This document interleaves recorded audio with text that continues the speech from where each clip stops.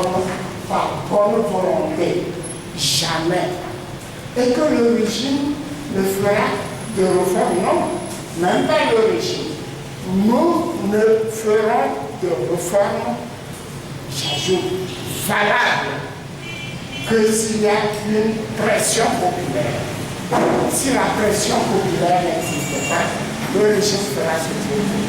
Et j'en profite pour dire ceci. Il ira dire nous dans le cas de réforme. Bon, parce qu'on ne nous a pas dit que Ford va se représenter encore en 2015. Et il ira dire non.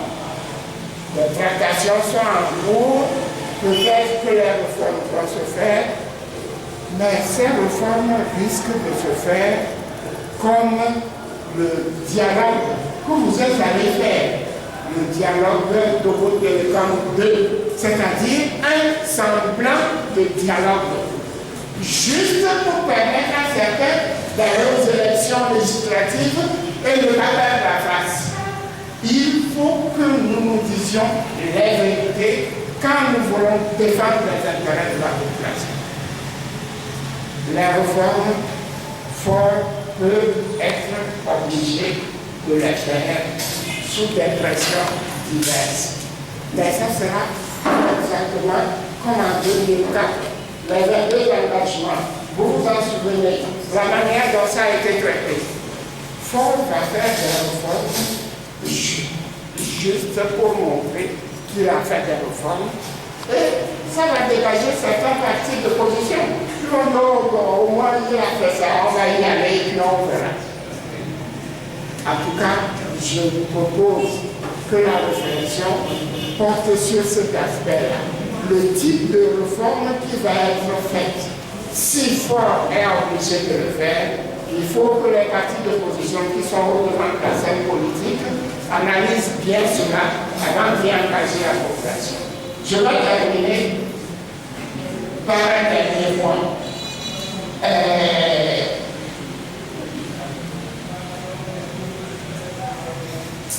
Nous avons toujours pensé que si la population n'était pas sortie dans les rues en 90, eh bien, rien n'aurait changé.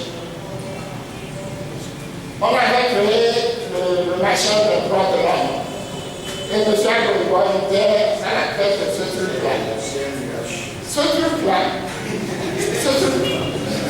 Il faut savoir comment c'est créé, pourquoi c'est créé. Qui est-ce qui se souvient encore ici dans cette salle de 1985-87? Est-ce que quelqu'un s'en souvient? On n'en parle plus jamais. Quand le régime a massivement arrêté les gens, et parmi ces gens, des intellectuels, on les a fichus en prison. On veut le pauvre arrêté au maire. Il en est mort. Nous ne devons pas oublier ces choses. Notre lutte n'a pas commencé aujourd'hui. Il y a des gens qui ont fait des sacrifices. Nous leur devons quelque chose. Cette situation-là qu'on a créée en 85, monsieur Tito et Claude Amigaji et quelqu'un d'autre ont fait une émission à propos du 5 octobre. J'ai été surpris qu'il n'ait pas parlé de ça.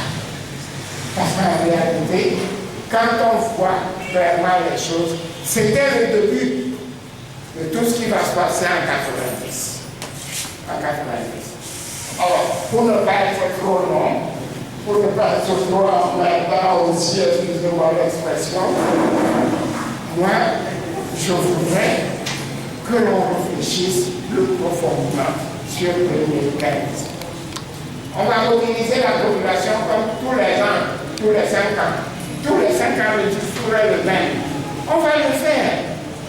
Mais c'est après qu'il faut voir ce qu'il faut faire. Tant que l'opposition, les partis d'opposition, chaque parti voudra être président dans ce pays et qu'aucun des partis ne peut céder sa place pour permettre à un candidat unique choisi sur la base d'une coalition, d'une alliance politique, d'un programme de gouvernement qui doit être conduit après, si l'opposition prend le pouvoir, eh bien, vient le machin.